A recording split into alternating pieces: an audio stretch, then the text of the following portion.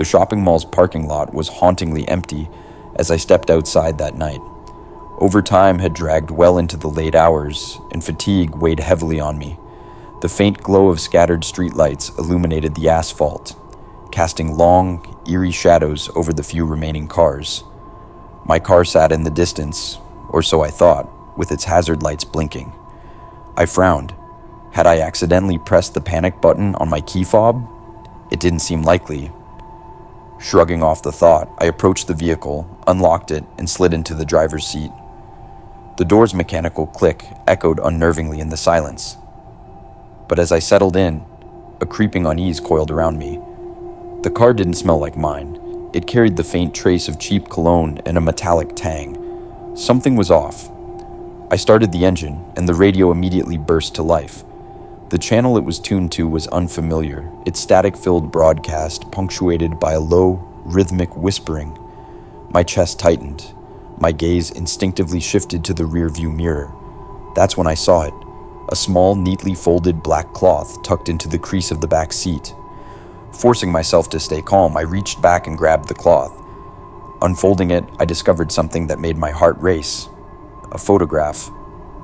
The dim lighting made it hard to see, but as I squinted, the image became clear. It was me, taken from behind, walking toward the parking lot. The photo's edges were still damp, as if it had been developed moments ago. A sound outside shattered my trance. Footsteps. Slow and deliberate. I froze, my breath catching in my throat.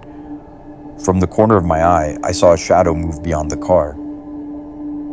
A surge of adrenaline propelled me out of the car.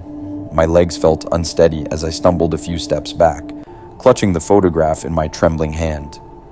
The sound of the footsteps grew louder, each step echoing like a drumbeat in the otherwise silent lot. I turned my head and caught sight of him. A man in a hoodie, the shadows obscuring his face. His presence was wrong, invasive. He moved toward the car I had just exited, his strides unnervingly calm, as if he wasn't in a hurry. My first instinct was to run, but my legs refused to cooperate.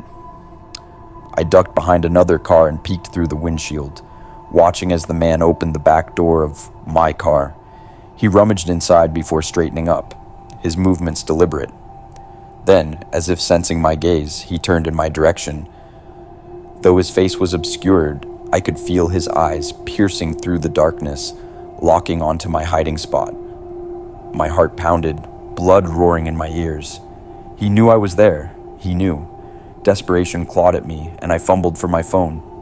My fingers shook uncontrollably as I tried to unlock it, but I could already hear his footsteps again. This time, heading toward me. Panic gripped me like a vice.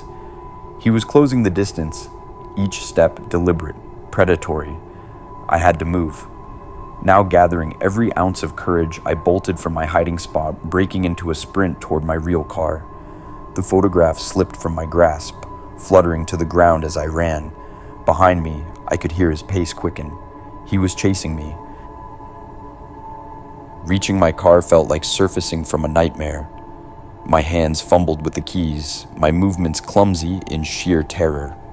The shadows around me seemed to stretch, closing in, as I finally managed to unlock the door and climb inside. Slamming the lock button, I started the engine with shaking hands, my breath ragged. Through the windshield, I could see the man standing just a few feet away, his face still hidden beneath the hoodie. In his hand, he held something up to the faint light. It was the photograph, the one of me walking to the parking lot. He raised it slowly, almost as if taunting me, before placing it neatly on the ground. Without a word, he turned and walked back toward the car I had mistakenly entered, disappearing into the shadows. I didn't wait to see what would happen next. My tires screeched as I sped out of the lot, my pulse hammering with every second. The night's events replayed in my mind on an endless loop.